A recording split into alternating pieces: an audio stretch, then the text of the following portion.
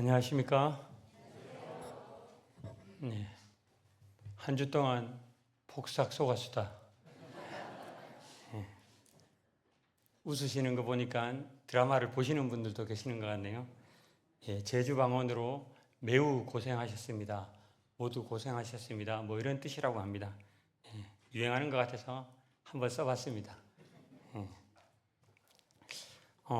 아침 일찍 모여서 가깝다면 가까운 거리고 멀다면 먼 거리에서 일찍 이렇게 교회 연합 집회를 위해서 와주시고 또 이렇게 형제님들께서 특송까지 준비해 주시고 또 점심 때 맛있는 떡까지 제공해 주셔서 더도 말고 경주교회와 연합 집회만 같아라라는 이런 옛날 속담이 생각이 납니다. 예, 늘 그랬으면 좋겠습니다. 예, 다시 한번 함께 연합집회하게 돼서 감사드리고 또 하나님께 영광이 돌려지기를 원합니다. 말씀드리기에 앞서서 개인적으로 세 가지의 사과를 먼저 드리고 시작할까 합니다. 첫 번째는 경주 동천로 교회인데 실수로 경주교회라고 해서 죄송합니다. 팔공로 교회를 대구교회라고 하면 기분 좋겠습니까? 저의 실수입니다. 다음부터는 이런 거 잘 챙겨서 잘 할 수 있도록 하겠습니다. 대신에 오늘 저희 교회가 처음으로 설치한 이 조명으로 특송하실 수 있도록 준비했습니다. 그래서 얼굴이 까맣게 보이지 않고 하얗게 나왔을 겁니다. 나중에 영상 보시면 이건 실수였지만 이거는 미리 준비한 거다 라고 위안을 받아주시면 감사하겠습니다. 두 번째 드릴 사과는 본의 아니게 제가 하는 일로 인해서 성도님들께 심려를 끼쳐서 죄송합니다. 지난주에 제 생사를 확인하시는 분들이 참 많으셨는데 이렇게 무사히 잘 살아있고 또 하나님의 은혜로 오늘 휴가까지 내어서 이렇게 나오게 되었습니다. 경주교회 형제님 중에 제 친구가 한 명 있는데 또 친구가 온다고 하는데 아침에 이렇게 이제 단톡방으로 계속 산불 끄러 나간다는 걸 볼 때마다 지으면서 마음이 안타까웠지만 그래도 연합집회 오는데 올 수 있게 되어서 너무 감사한 마음이 듭니다. 본의 아니게 뭐 심려를 끼치는데 제가 배운 게 이거밖에 없어서 직업을 바꿀 수는 없으니까 계속해서 이제 기도를 해주시고 앞서서 많이 얘기하셨지만 지금까지 겪어보지 못한 재난 상황입니다. 제가 이제 나가서 하늘에서 보니까 거의 경북 북부가 다 타고 있더라고요. 거의 다 탔고 며칠 전에는 울진에 갔을 때도 거기도 다 탔고 안타까운 모습은 산소에 불이 내려오니까 그걸 끄고 계시는 할머니 할아버지들이 거기를 좀 꺼달라고 손으로 막 가르치고 있는 이런 상황이고 그 다음에 트랙터 가지고 내려오는 집을 방어하기 위해서 막 불 끄는 모습들을 봤을 때 참 이게 전쟁과 같은 상황이 아닌가 하는 그런 생각이 들었습니다. 아까 사회자도 잠시 언급했지만 저희가 할 수 있는 일이 얼마 안 되더라고요. 하나님께서 작은 단비를 내려주셔서 그래도 많이 소진되었지만 그래도 이 일들이 잘 마무리될 수 있도록 또 이 일로 인해서 어려움을 겪고 있는 또 성도님들도 계실지 모르겠지만 여러 국민들도 마음의 어려움을 겪고 있으니 함께 이런 부분을 하나님께 기도드렸으면 좋겠습니다. 마지막으로 드릴 사과는 본의 아니게 제가 파마를 함으로 인해서 성도님들의 눈을 어지럽게 해서 죄송합니다. 자매가 계속 마이콜 닮았다고 놀리지만 제가 꿋꿋하게 파마를 한 것은 평생 동안 머리를 길러본 적이 없어서 이 머리가 찰랑찰랑거리는 느낌을 느껴보고 싶어서 파마를 했습니다. 근데 성도님들께서 이제 파마가 이쁘다 뭐 뒤에 이야기가 나와야 되는데 파마했네라고 그치는 것을 보고 다시는 하지 않아야겠다 뭐 그런 생각을 했었습니다.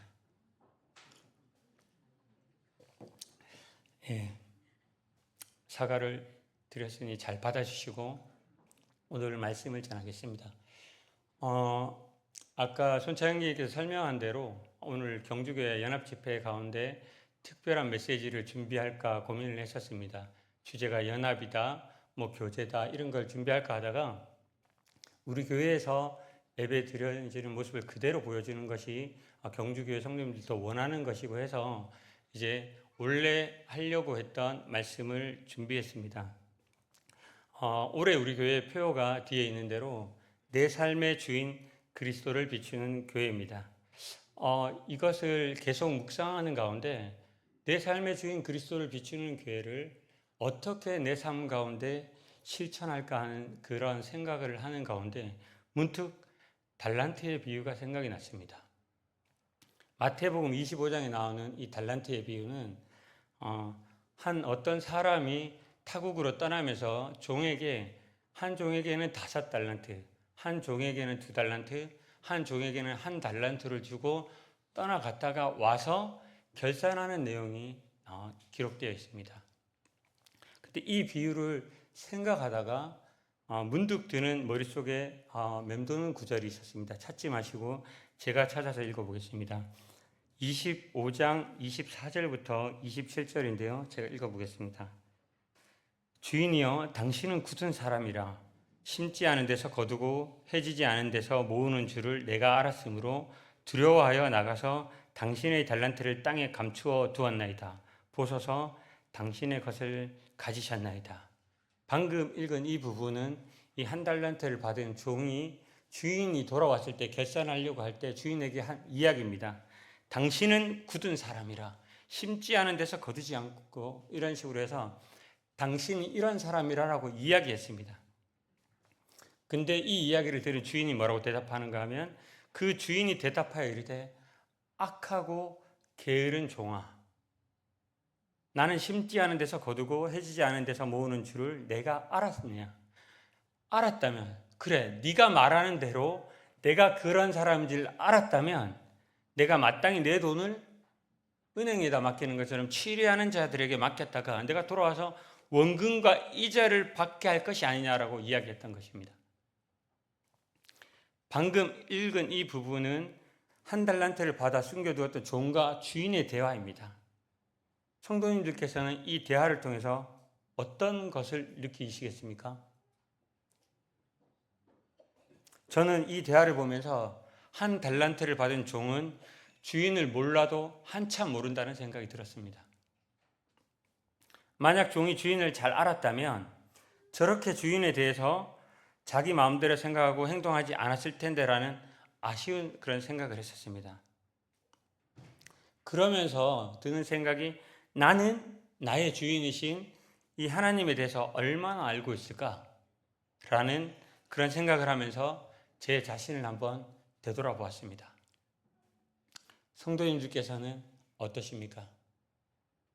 우리의 주인이신 주님을 하나님에 대해서 잘 알고 계십니까? 오늘은 호세아서 말씀으로 본문으로 해서 내 삶의 주인을 힘써 알자라는 제목으로 말씀을 전하고자 합니다. 여기 계신 성도님들 모두가 오늘 말씀을 통해 우리의 주인이신 하나님을 왜 힘써 알아야 하는지 또 하나님을 안다는 것이 무엇인지에 대해서 한번 생각해보고 또 하나님을 힘써 알 수 있는 방법을 우리 각자의 삶에서 실천하기로 결심하셨으면 좋겠습니다.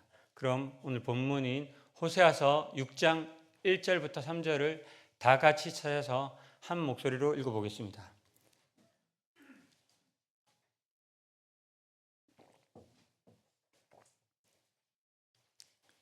호세아서 6장 1절부터 3절을 찾아서 읽어보겠습니다. 시작. 오라 우리가 여호와께로 돌아가자. 여호와께서 우리를 찢으셨으나 도로 낫게 하실 것이요 우리를 치셨으나 싸매어 주실 것임이라. 여호와께서 이틀 후에 우리를 살리시며 셋째 날에 우리를 일으키시리니 우리가 그의 앞에서 살리라. 그러므로 우리가 여호와를 알자. 힘써 알자. 그의 나타나심을 새벽 빛같이 어김없나니 비와 같이 땅을 적시는 늦은 비와 같이 우리에게 임하시니라 하시니라. 오늘 본문의 이해를 돕기 위해서 호세아서의 배경에 대해서 먼저 말씀을 드리겠습니다. 호세아는 북이스라엘이 아수르에게 멸망하기 바로 전에 이 마지막 시기에 이스라엘을 향해서 예언하도록 부름을 받은 선지자였습니다. 호세아가 활동할 당시에 북이스라엘은 외형상으로는 남유다와 북이스라엘이 나뉘고 난 이후에 최대의 번영기를 누리고 있었습니다.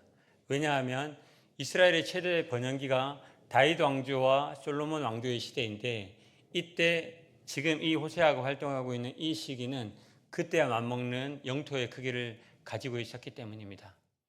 그러나 외형상으로는 그랬지만 내적으로는 그 외형과 달리 왕권이 후손들에 의해서 선조들을 살해함으로 인해서 교체가 되는 그런 시기였고, 또 백성들은 우상을 숭배하고 도덕적으로는 어긋난 성적 관계를 맺고 있고, 종교 지도자들은 부패하고 타락해서 범죄를 저지르는 매우 악하고 타락한 상황이 이 호세아 선지자가 활동하던 시기였습니다. 이와 같은 시기에 하나님께서 호세아에게 음란한 아내와 결혼하라고 하셨는데, 그 이유는 이스라엘 백성들이 우상을 숭배함으로써 영적으로 음란한 일을 하고 있음을 상기시켜주기 위한 것이었습니다. 호세아서의 전반부는 하나님의 명령에 순종해서 음란한 여인 고멜과 결혼한 후에 이어지는 일련의 사건들에 대한 내용들이 기록되어 있습니다. 고멜은 호세아를 통해서 세 자녀를 출산하고 난 후에도 불구하고 계속해서 방탕한 생활을 이어갔었고, 호세아는 하나님의 명령에 의해서 그런 방탕한 생활을 이어가는 그 고멜을 다시 비싼 대가를 치르고 난 다음에 집으로 데려왔습니다. 이런 내용들이 기록되어 있는데, 이런 내용들은 단순히 호세아의 개인적인 사생활에 대해서 이야기하려는 것이 아니라 하나님 앞에 우상을 숭배하여서 망령죄를 범하는 이스라엘의 모습과 이에 대한 하나님의 징계와 최종적 은혜를 베푸시는 하나님의 절대적인 사랑을 보여주기 위한 것이었습니다. 그 이후에 이어지는 후반부는 보다 직접적으로 이스라엘의 죄악성을 지적하고 책망하고 심판에 대해서 경고하면서 회개를 촉구하고 회복을 예언하는 총 9편의 설교로 이루어져 있습니다. 오늘 우리가 방금 읽은 이 호세아 6장 1절부터 3절의 본문은 이스라엘의 교만에 대한 책망과 그리고 심판에 대한 경고인 두 번째 설교의 마지막 부분입니다. 오늘 본문에서 여호와께로 돌아가자, 여호와를 알자, 여호와를 힘써 알자 라고 하는 이 호세아의 외침은 현재 죄악 가운데 있는 이스라엘 백성들을 향해서, 그리고 이후에 훗날 이 죄로 인해서 더 큰 고난을 당하게 될 후세대들을 향해서 회개하라고 하는 강력한 촉구입니다. 성도님들, 왜 하나님의 백성인 이스라엘 백성들이 이와 같은 지경에 이르렀을까요? 왜 선지자가 회개하라고 촉구할 수밖에 없는 이와 같은 상황에 이르렀을까요? 왜 하나님의 백성이 하나님이 아닌 우상을 섬기고 타락해서 선지자가 하나님을 앞에 회개하라고 촉구할 수밖에 없는 그런 상황이 되었을까요? 우리는 그 이유를 오늘 읽은 이 본문의 앞부분에 나오는 하나님의 말씀에서 알 수 있습니다. 호세아서 4장 한번 찾아보시겠습니다.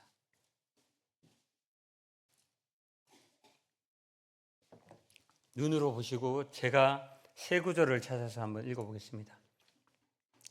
호세아서 4장 1절입니다. 이스라엘 자손들아, 여호와의 말씀을 들으라.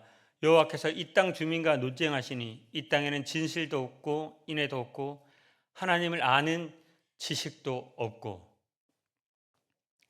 4장 6절입니다. 내 백성이 지식이 없으므로 망하는도다.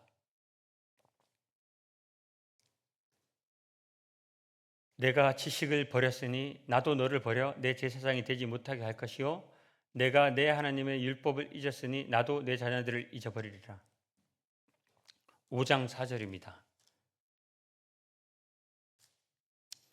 그들의 행위가 그들로 자기 하나님에게 돌아가지 못하게 하나니 이는 음란한 마음이 그 속에 있어 여호와를 알지 못하는 까닭이라. 이스라엘 백성들이 이렇게 된 이유에 대해서 성경에 뭐라고 말씀하고 있습니까? 하나님께서 뭐라고 말씀하셨습니까? 네, 하나님을 알지 못했기 때문이라고 말씀하고 있습니다. 하나님께서 택하신 백성이었던 이스라엘이 주인이신 하나님을 알지 못했기 때문에 그들은 주인을 제대로 섬기지 못하고 다른 신들인 우상들을 섬기며 부패하고 타락했던 것입니다. 그래서 호세아 선지자가 6장 3절에 나와 있는 것처럼 외쳤던 것입니다. 그러므로 우리가 여호와를 알자. 힘써 여호와를 알자. 성도님들, 이것이 우리가 주인 되신 하나님을 알아야 하는 이유입니다. 우리가 하나님을 제대로 알지 못한다면 우리 역시 이스라엘과 같은 삶을 살게 될 것입니다. 어쩌면 요즘을 살아가고 있는 많은 크리스천들이 호세아 시대의 이스라엘과 같은 상황에서 그들과 같은 모습으로 살아가고 있는지도 모릅니다. 겉으로는 번영해서, 겉으로는 풍족해서 부족한 것이 하나도 없는 것처럼 살아가고 있지만 속으로는 부패해서 하나님을 제대로 모르고 음란한 삶을 살아가고 있을 수도 있습니다.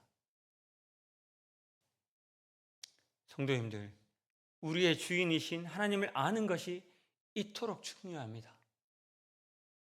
만약 우리가 하나님을 제대로 알지 못하고 또 아는 데 힘쓰지 않는다면 우리도 영적으로 타락하고 부패하여 이스라엘과 같이 될 수밖에 없음을 명심하셨으면 좋겠습니다. 그렇다면 하나님을 안다는 것의 의미가 무엇일까요? 우리는 이 의미를 오늘 본문에서 안다라는 의미로 사용된 이 단어의 원어적 의미를 통해서 분명히 알 수 있습니다. 여기에서 사용된 이 단어의 원어적 의미는 단순하게 어떤 사물에 대해서 겉으로 드러난 부분만을 알거나 상대방에 대한 외적 신상을 파악하고 있는 정도의 지식을 아는 정도의 것을 의미하지 않습니다.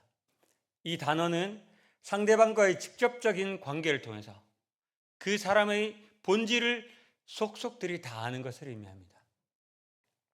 이런 관계에 대한 가장 적절한 예시는 바로 부부관계입니다. 부부는 결혼이라는 이 관계 속에서 서로를 전인격적으로 온전히 알 뿐만 아니라 누구와도 배타적인 성적 연합을 이루는 관계입니다. 그래서 우리는 이 친밀한 부부관계를 표현할 때 세상 누구보다도 잘 안다라고 표현합니다. 내가 내 아내를, 내가 내 남편을 잘 안다라고 표현합니다. 그 잘 안다는 의미가 방금 말씀드린 그와 같은 의미입니다. 이것은 창세기에 아담과 하와가 동침했다라고 할 때 이 잘한다는 표현을 동일하게 사용했습니다. 그런 의미에서 봤을 때 이 잘한다는 것은 부부와의 관계와 같은 그런 친밀한 관계를 의미한다는 것을 뒷받침할 수 있는 것입니다.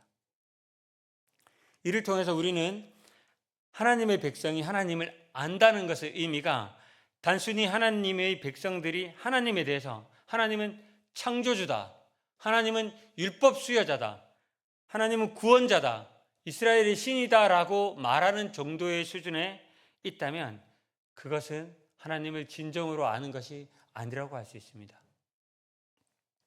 이 정도의 지식은 마가복음 5장 7절, 야고보서 2장 19절에 나와 있다시피 누구도 압니까? 방금 제가 말씀드린 이 정도의 실수는 귀신들도 알고 있습니다. 귀신은 그 지식으로 그 사실을 알고 있지만 알고 있음에도 불구하고 하나님을 대적하는 일만 행할 뿐만 아니라 하나님을 따르지도 않습니다. 이런 관점에서 볼 때 우리가 생각해야 될 분명한 사실은 하나님을 안다라고 주장하면서 하나님이 원하는 것을 따르지 않고 하나님을 대적하고 또 하나님의 마음을 아프게 하는 행위만 반복적으로 한다면 어쩌면 하나님을 진정으로 알지 못하는 것을 스스로 이야기하고 있는 것일지도 모릅니다. 또한 스스로 하나님의 백성이라고 말하면서 하나님에 대한 지식을 갖고 있는 것을 자랑 삼아 떠들면서도 하나님의 뜻과 정반대로 삶을 살아간다면 그런 분들은 적어도 영적으로, 제가 이 표현이 좀 지나칠 수도 있습니다. 심하게 표현한다면 귀신과 같은 행동을 하고 있다고 말씀드릴 수도 있습니다. 그렇다면 하나님을 안다는 것이 무엇일까요? 그것은 단순한 지식을 넘어서 그분과 친밀한 긴밀한 영적 교제 가운데 그분의 계명에 순종하며 그분 자체를 경외하는 삶을 사는 것을 말합니다. 오늘날 우리 사회에서 이 기독교가, 우리가 믿고 있는 이 기독교가 상당한 비율을 차지하면서도 사회에 긍정적인 영향을 끼치지 못하고 오히려 부정적인 영향을 미치고 부정과 연루되어서 있는 것은 우리 그리스도인들이, 우리 가운데 있는 그리스도인들이, 하나님을 믿는다고 하는 사람들이 하나님을 제대로 알지 못하고 있다는 것을 반증하고 있는지도 모릅니다. 또한 그리스도를 주인으로 모시고 내 삶에 통해서 주인으로 비추겠다고 하는 우리가 우리의 삶 속에서 그리스도가 드러나지 않고 있다면 어쩌면 우리가 하나님에 대해서 진정으로 알고 있는지에 대해서 스스로 솔직하게 되돌아봐야 할 것입니다. 이와 같은 상황에서 볼 때 우상을 숭배하여 타락한 이스라엘을 향한 이 호세아의 선지자의 여호와를 알자, 힘써 여호와를 알자라고 하는 이 촉구는 당시에 있는 이스라엘 백성에게만 해당되는 것이 아니라 오늘날을 살아가고 있는 저와 여기에서 계신 이 성도님들을 향한 촉구라고도 할 수 있을 것입니다. 사랑하는 성도님들, 주님을 알아야 합니다. 하나님을 알아야 합니다. 그냥 단순히 지식 수준 정도로만 아는 것이 아니라 정말 힘써 알아야 합니다. 단순히 내가 필요할 때 부르면 내 필요를 채워주시는 분, 나를 지켜보시다가 내가 잘못하면 혼내시려고 기다리고 계시는 무서운 분, 내가 무엇을 하든 어떤 것을 하든 다 용서해주는 그저 인자한 분,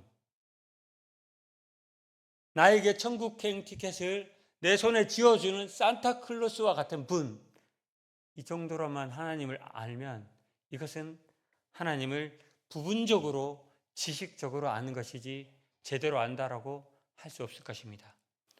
우리가 하나님을 안다면, 우리가 진정으로 하나님을 알고 있다면 우리는 그분과 긴밀한 영적 교제 가운데 있을 것이며 또 그분의 계명을 순종하면서 그분 자체를 경외하는 삶을 살아갈 것입니다. 여기 계신 성도님들께서는 모두가 하나님을 제대로 아는 삶을 살아가고 계셨으면 좋겠습니다.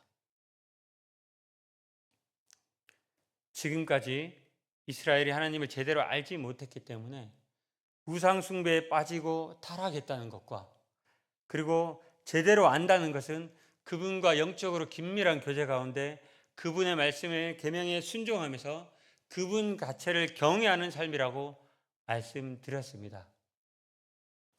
이제 마지막으로 하나님을 힘써 알기 위해서는 어떻게 해야 하는지, 어떻게 해야 하나님을 아는 지식 가운데 살아갈 수 있는지에 대해서 두 가지 방법에 대해서 말씀드리겠습니다. 제가 지금 드리려고 하는 방법은 비법이 아닙니다. 이미 성도님들 모두가 다 알고 있는 내용입니다. 굳이 이렇게 힘주어 말씀드리는 것은 이 하나님을 알기 위한 이 방법을 성도님들 각자가 다시 한번 되새기시고 이 방법대로 살아가기로 다짐하시기를 바라는 마음에서 힘주어 말씀드립니다.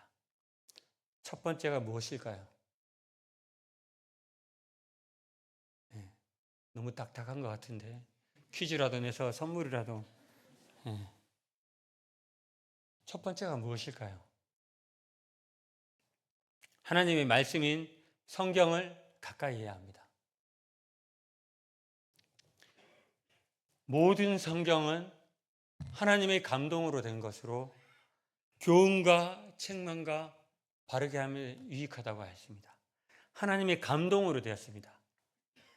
하나님의 감동으로 된 것이기에 하나님이 누구인지에 대해서 가장 잘 알려주고 있는 것이 바로 이 성경입니다. 그래서 우리는 이 성경 말씀을 가까이 해야 합니다. 그러면 어떻게 해야 될까요? 이 성경을 침대 머리맡에 두고, 책상 위에 두고, 자동차 대시보드 위에 올려놓고, 휴대폰 맨 앞에다가 앱을 여러 개 깔아서 성경을 갖다 놓는 것이 말씀을 가까이 하는 것일까요?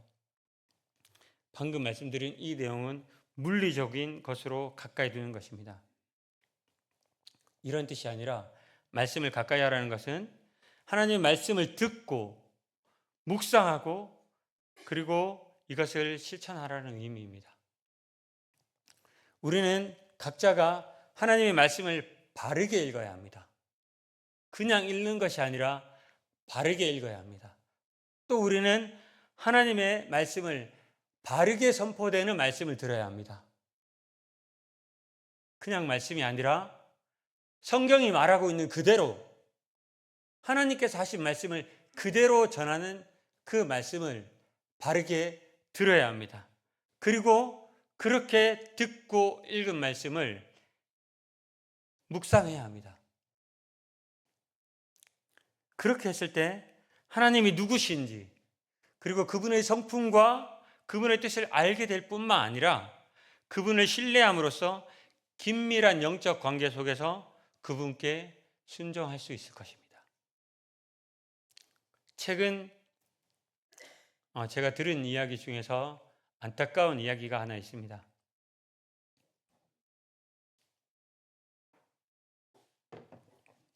어떤 성도님께서 이제 성도님들과 모여서 함께 있는 것은 너무 좋은데 그런데 너무 안타까운 것이 영적인 교제가 되지 않는다는 것이었습니다. 그래서 한번 고민해 봤다고 합니다. 왜 성도들이 이렇게 모여 있는데 영적인 교제가 되지 않지? 라고 고민해 봤다고 합니다. 그래서 잠정적으로 내린 결론이 아마 영적 교제하는 데 있어서 할 말이 없어서 그런 것이 아닐까 하는 생각을 했다라고 합니다. 왜 할 말이 없을까요? 물론 MBTI 중에서 I여가지고 할 말이 없을 수도 있습니다. 워낙 이제 말수가 없고 그래서 그럴 수도 있습니다. 그런데 정치, 경제, 사회 이런 얘기를 한다든지 아니면 가족의 이런 이야기를 한다든지 연예인의 이야기를 한다든지 직장 상사에 대한 이런 얘기를 한다든지 이런 거 얘기하면은 할 말이 본물처럼 터져 나옵니다. 그런데 그런 얘기 막 하다가 갑자기 주제가 바뀌어서 말씀을 읽거나 묵상한 이야기를 하면 갑자기 입이 다물어집니다. 왜 영적인 교제하는데 쉽게 입이 열리지 않는 것일까요?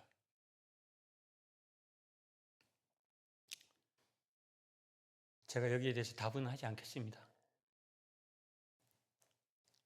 여기 계신 성도님들께서는 하나님의 말씀인 이 성경을 읽고 듣고 묵상하면서 하나님에 대해서 깊이 아시길 진심으로 바랍니다. 그리고 두 번째로 하나님을 아는 방법에 대해서 말씀드리겠습니다. 우리는 하나님을 알기 위해서 기도해야 합니다. 예레미야 29장 13절에 보면 너희가 온 마음으로 나를 구하면 나를 찾을 것이요 나를 만나리라.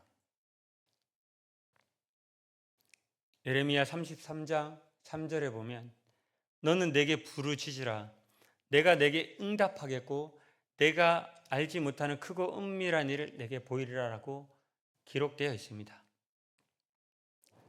기도는 뭡니까? 기도는 나의 주문을 하나님께 나의 요구사항을 하나님께 드리는 것이 아닙니다. 나의 청구서를 하나님께 드리는 것이 아닙니다. 기도는 살아계신 하나님과의 대화이며 이 기도를 통해서 하나님과 더욱 가까워지고 또 가까워진 그 하나님의 뜻을 알 수 있게 되는 것이 바로 기도입니다. 아까 말씀드렸던 대로 기도는 그냥 단순히 우리의 요구 조건을 하나님 앞에 나열하는 것이 아니라 하나님의 뜻이 무엇인지를 구하고 그분의 뜻이 이루어지기를 간구함으로써 하나님과 깊은 교제 가운데 이 기도를 통해서 거할 수 있는 것입니다. 이에 대한 완벽한 모범 사례가 성경에 기록되어 있습니다. 누구입니까? 바로 우리와 같은 인간의 몸으로 이 땅에 오신 예수 그리스도입니다. 우리는 성경에 비롯된 이 말씀을 통해서 예수님께서 당신의 이 생애 동안 늘 하나님께 기도하셨다는 사실을 알 수 있습니다. 예수님께서는 기도를 통해서 하나님을 찬양하셨고 또 다른 사람들을 중보하셨고 또 하나님의 뜻을 묻고 그대로 이루어지기를, 심지어는 십자가에 달려 돌아가시면서도 내 뜻대로 마옵시고 하나님의 뜻, 당신의 뜻대로 이루어지기를 기도하셨습니다.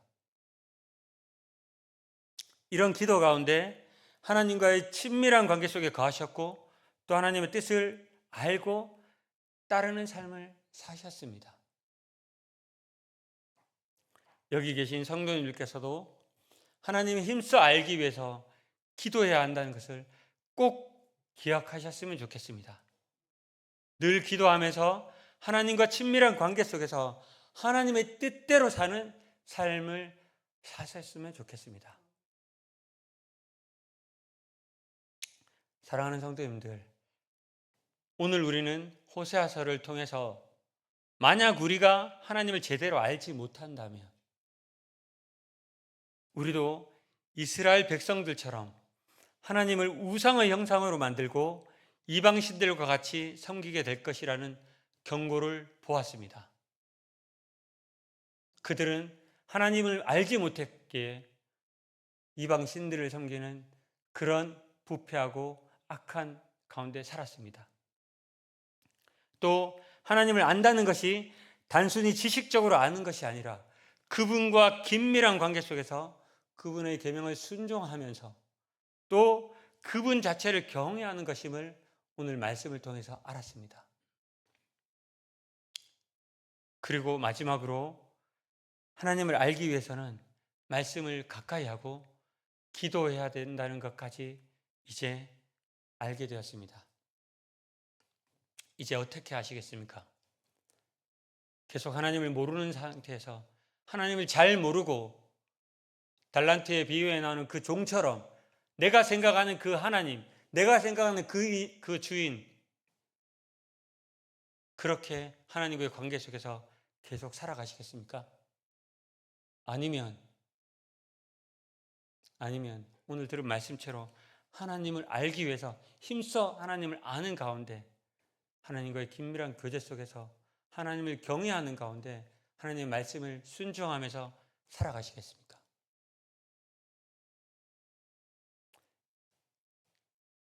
오늘 말씀을 듣고 세상으로 나아가서 하나님을 힘써 아는 삶을 통해서 우리의 주인 되신 하나님을 비추는 그런 성도님들이 되시길 바랍니다.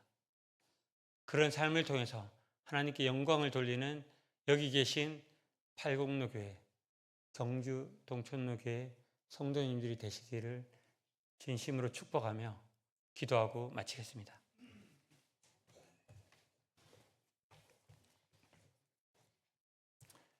은혜로우신 아버지 하나님, 그동안 우리의 삶이 하나님을 그냥 단순히 지식으로만 아는 삶을 살았다면 이 시간 주님 앞에 돌이킵니다. 아버지 하나님, 하나님을 몰랐던, 제대로 알지 못했던 이스라엘 백성이 그들이 부패하고 하나님을 제대로 섬기지 못한 모습을 통해서 경고를 들었습니다. 아버지 하나님, 이런 삶을 살지 않도록 하시고 하나님을 알기를 힘써 알아서 정말 하나님께서 원하시는 그 뜻대로 하나님을 경외하는 삶을 살아갈 수 있도록 도와주시기를 원합니다. 말씀을 주신 아버지 하나님께 감사를 드리며 이러한 삶을 통해서 하나님께 모든 영광이 돌려지기를 원합니다. 살아계신 주 예수 그리스도 이름으로 감사함으로 기도드렸습니다.